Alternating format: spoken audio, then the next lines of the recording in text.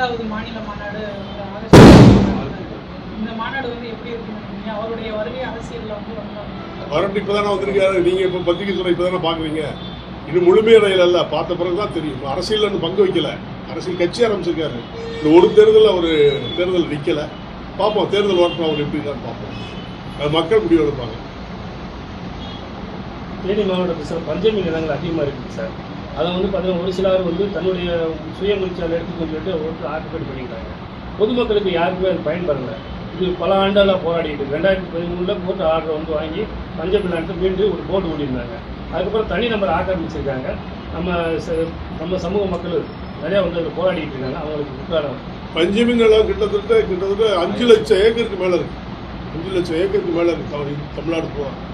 இது இங்கிருந்து கன்னியாகுமரியிலிருந்து up to Chennai வரைக்கும் எல்லா இடத்துலையுமே இருக்கு. இதுக்காண்டி முன்னால் ஒரு கருப்பன் சொல்லி ஒரு ஐஏஎஸ் ரிட்டையர்ட் இருந்தார், இறந்துட்டார். அவர் தான் தலைமையில் ரொம்ப இந்த பஞ்சமி நிலத்தை மீட்டு சொல்லி போராட்டம் நடத்தினாலும் அதெல்லாம் நான் பங்கெடுத்தேன். இன்னைக்கு பஞ்சமி நிலத்தை யாரு ஆக்கிரமிப்பு செய்தாலும் இந்த அரசு ஏன் பார்த்துக்கிட்டு இருக்கு? இது அரசு தானே பார்த்து அதை சரி பண்ணணும். யார் நீங்க இருந்தாலும் நானா இருந்தாலும் அதை எடுக்க முடியாது இல்லையா?